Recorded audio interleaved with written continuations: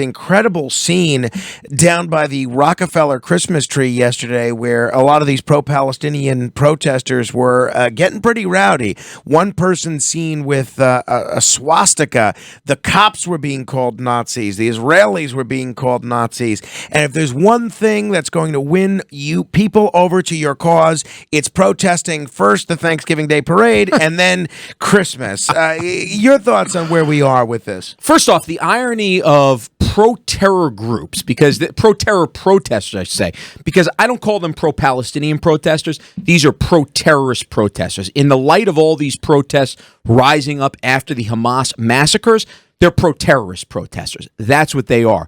But if you think about the irony of the fact that they're out there with a swastika saying that you guys are the ones that are Nazis, it's beyond absurd. And you're absolutely right. For the people that are trying to enjoy the Thanksgiving Day parade, coming from all around the world to enjoy the Christmas tree lighting, I ended up seeing one person there who was just saying like the exact thing that you're saying, which is they ended up doing their yearly savings to be able to come to New York to enjoy this. And now all of a sudden they're out there with people that are out there protesting the fact that, I don't know, that Hamas does not have more autonomy in basically ruling over the Gaza Strip and putting more torture on these Palestinian people and trying to eradicate more Jews around the world.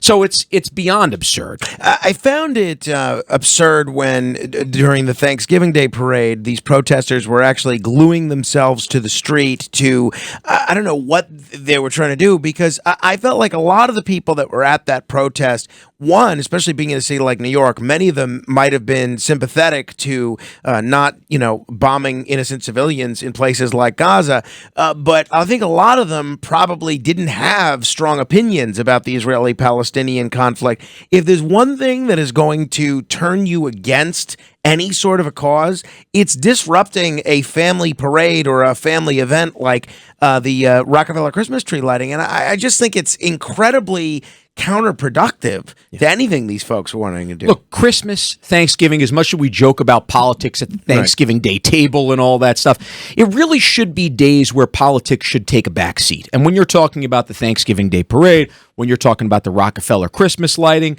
so many other events around Christmas time, it's a time to put that stuff aside and say, you know what, it's a day where humanity should shine. The fact that they actually made this their cause, I think it really is very, very